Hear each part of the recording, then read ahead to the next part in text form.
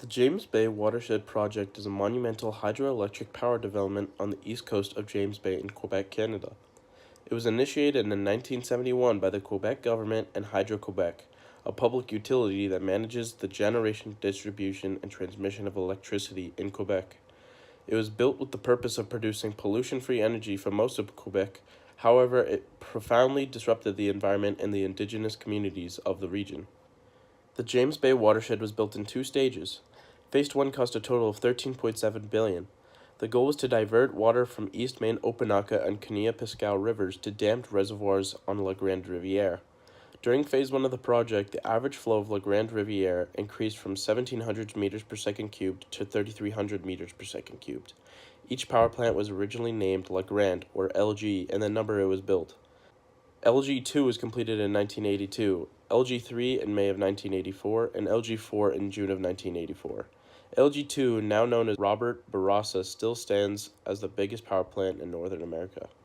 After Phase 1, several issues arose. The land that was originally going to be used for several groups of indigenous people, especially the Cree people. This was brought to court, and the outcome was for building to continue on for the James Bay Watershed project through scaling back some land. The indigenous communities were severely harmed from this, not only because they lost their lands, but also because James Bay flooded. This caused for more land to be wiped out, thousands of caribou to be killed, and fish were contaminated with mercury from discharge in the waters. Variations in the water flow of the Kaniya-Piscau River from 1981 to 1984 contributed to the death by drowning 10,000 migratory woodland caribou in September 1984, representing about 1.5% of the herd at that time. LG1 was created at the base of La Grande Riviere and dumps into James Bay. Phase 2 created more issues than Phase 1 with the Cree community. The Cree were more active in court opposing LG1, and in 1992 were able to persuade Mario Cuomo, New York's governor, to cancel their contract with Hydro-Quebec. According to the International Green Energy Council, hydropower is currently the world's largest renewable source of electricity, accounting for 6% of worldwide energy supply, or about 15% of the world's electricity. In Canada specifically, it supplies over half of the country's electrical power. Essentially, the way that hydroelectric power works is using kinetic energy, which is the type of energy derived from movement, to convert falling water into electrical energy.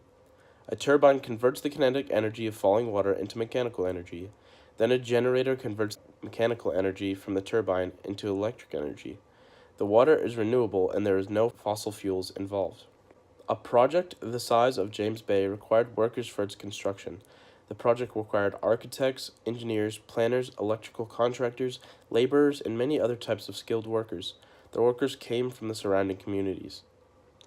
The James Bay project created a chain reservoir through the integration of all watersheds of the eastern shores of the Hudson Bay, from the southern tip of James Bay to Ungava Bay in the north. The watershed's negative environmental impact is a direct result of the diversion of water flow from four major rivers into after the construction of the watershed. The area's water flow was changed significantly. In the general James Bay area, the average monthly surface runoff in the winter increased to 52%, doubling the total freshwater input, while that of the summer months decreased by 6%.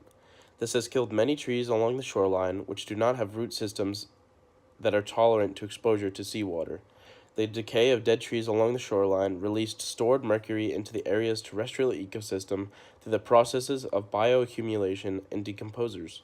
This has resulted in increased susceptibility to mercury poisoning from both land and sea.